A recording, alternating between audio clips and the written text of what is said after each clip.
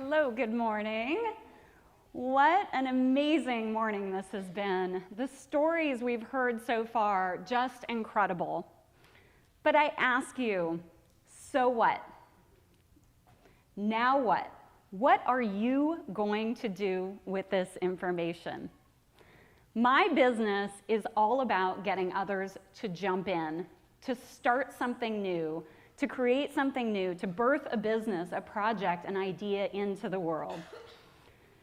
So I ask you, what would you do if nothing was in your way? If you had no fear, if you weren't afraid of failure, and you weren't afraid of success? So that's the one thing I'm going to ask of you, your commitment before you walk out of the room, before you go get lunch today.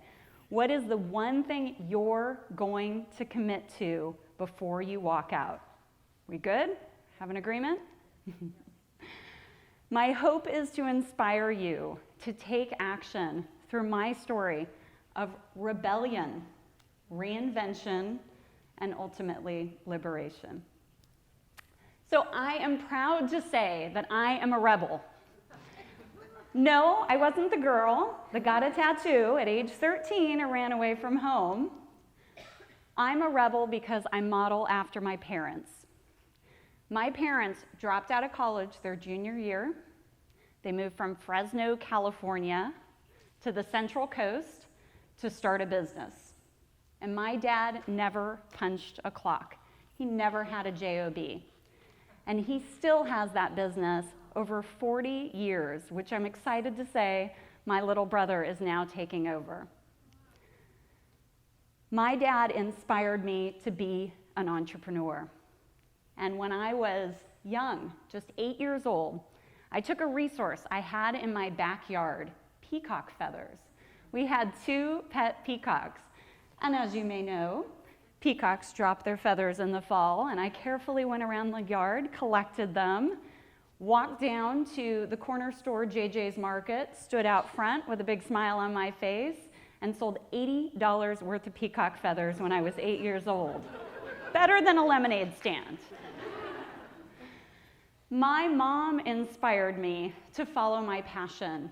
When she and my father divorced when I was just 7 years old, she went back to school and completed a degree in exotic animal training. She moved back to the Central Coast, and she took a job as a manager of a small zoo in Atascadero, California. In that zoo were 2 tigers who had 2 cubs. And unfortunately, those cubs were rejected by their mother. And my mom had to bring them home and bottle feed them for several months until they could eat on their own. Can you imagine in 6th grade, okay, going to school and saying, hey, do you want to come over to my house after school and see my baby tigers? Pretty cool.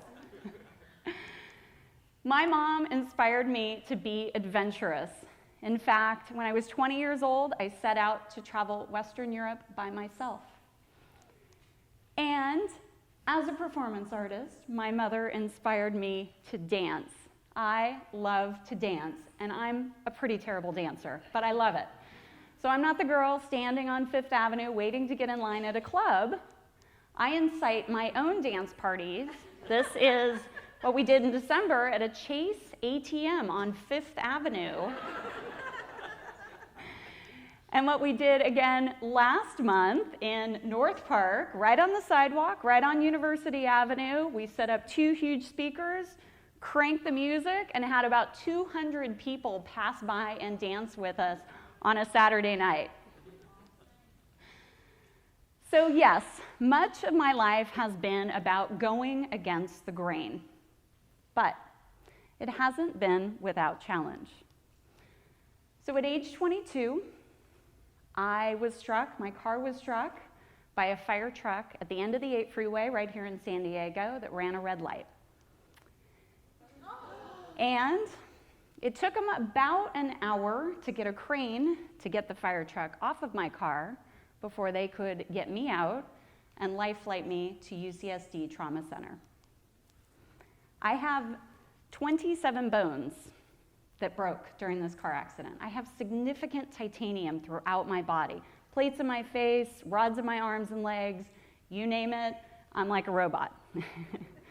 And I know the question you're thinking in your mind is, does she beep at the airport when she goes through the checkpoint? And the answer is no and yes. Not in primary, but when they get the wand out, it's like a dance party. It took me about 6 months to recover. I was in a wheelchair for several months. Prior to this, I was an avid runner. I'd actually completed 2 marathons. And when the doctors told my father that I would likely never run again, he was devastated. But I did recover, obviously, and I returned to Los Angeles where I was living and got my first job in marketing, my first break. I was so excited.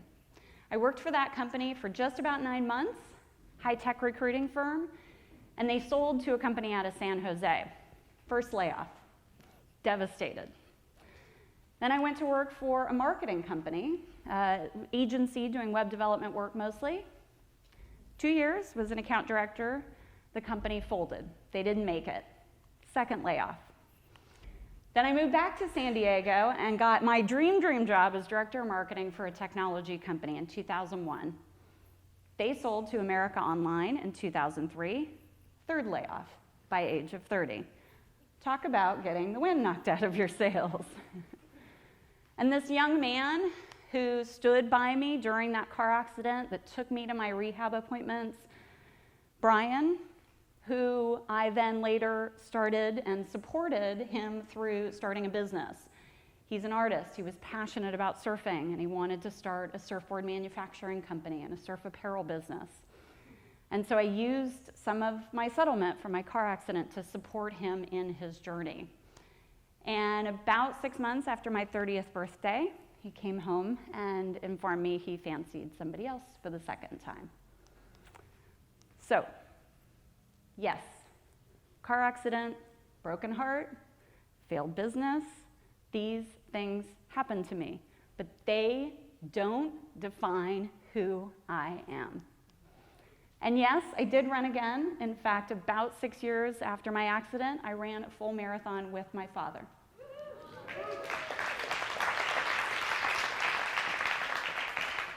And it's this perspective, you've heard this throughout the morning, it's this perspective that is allowing me to fly, allowing me to do amazing things in life that I would have never had the courage to do had I not gone through that. So I set off to control my own destiny, and I started my own business, finally, 30 years old. I started a small marketing business doing consulting work, and I named it Perspective Marketing, appropriately so. And it was great. I was my own boss. I was in control of my own destiny. Finally, nobody can lay me off. But as I found over the course of 8 years, it was isolating. I was working for myself, by myself. And even though there are dozens of social media channels out there and we feel so connected and there's thousands of websites to teach you how to start a business and how to grow a business, I still was isolated. So 2.5 years ago, I set off on my third business journey, my current journey, which is called Hera Hub. And it's a physical platform. It's a space where women can come together and support each other as they birth their ideas into the world, as they take that step. It's collaboration, it's community, it's amazing. And it's part of a bigger trend. We're in this revolutionary time. This is a movement, ladies and gentlemen. 60% of you in the audience will be independent by 2020. 60% of the knowledge-based workers will be freelancers, contractors, or entrepreneurs by the year 2020. These are staggering numbers and so exciting. Just to frame this, in the city of Los Angeles, a new business is started every 40 minutes.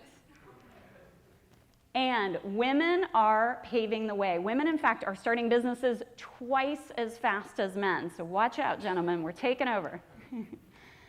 So we no longer work in a world that looks like this. Pretty depressing. We work in a world that looks like this.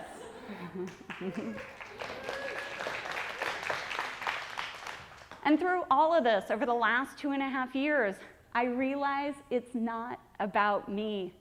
It's about the community. It's about the support that we can all find if we just ask. So a quick story. A beautiful young woman who lives right here in San Diego, Nicole McDonald. She started a business when I met her about 6 years ago. She's a graphic designer, and she had an idea for a handbag line called Begonia. It was really cool, eco-friendly line, great idea, perhaps a little ahead of her time. And as many small businesses, from all the metrics that you would see, it failed. But she didn't let that stop her. She tried again. But this time she found community and she found support. She was able to, through the community, find collaborators, partners, advisors, and funders for her business. And I am proud to say she is wildly successful. So, I'm not saying that I'm never afraid, okay? Of course, we all face fear. When you put a vision into the world, supporting over 20,000 women through the launch and growth of their business, through 200 locations all over the world over the next 5 years, yeah, some people call me crazy. And yes, some days I wonder, can I do this? But I look at that community and I look at the support that's around me and I know I can do it. So, back to you. What would you do if nothing was standing in your way? I'm not necessarily asking you to start a business, although that would be great. Do one thing that you're going to bring into the world, a commitment you are going to make right now, right in this moment, to bring into the world. So I have an assignment for you. Ready? Listen carefully, please. In your journals, there is a note card with an envelope, okay? Before you jump in, hang on one sec. In that envelope, you're going to pull that note card out and you're going to write down the one thing you are going to commit to, the one idea that you are going to bring into the world before you walk out of this room today. You're going to write it down quickly. You're going to say it out loud. This is the important part. You need to turn to somebody or two people and say, here's what I'm going to do. You're going to put that note card in the envelope, you're going to seal it, and you're going to put your address on it. And I'll give you the last piece of that puzzle in 2 minutes, okay? You have 2 minutes, go. Once you've completed your idea, you've put it down on paper, I'm going to ask you to put it in the envelope, seal it up, and write your mailing address on the front. I am going to mail these back to you as a commitment, as accountability of what you will bring to the world. I'd like to change Ted's tagline a little bit. Instead of ideas worth spreading, I want to make that actions worth spreading. Because entrepreneurship is all about action. So, I'm excited to see what you bring to the world, and I'm excited to see you fly. And I'm excited to see what you bring to the world. Thank you very much.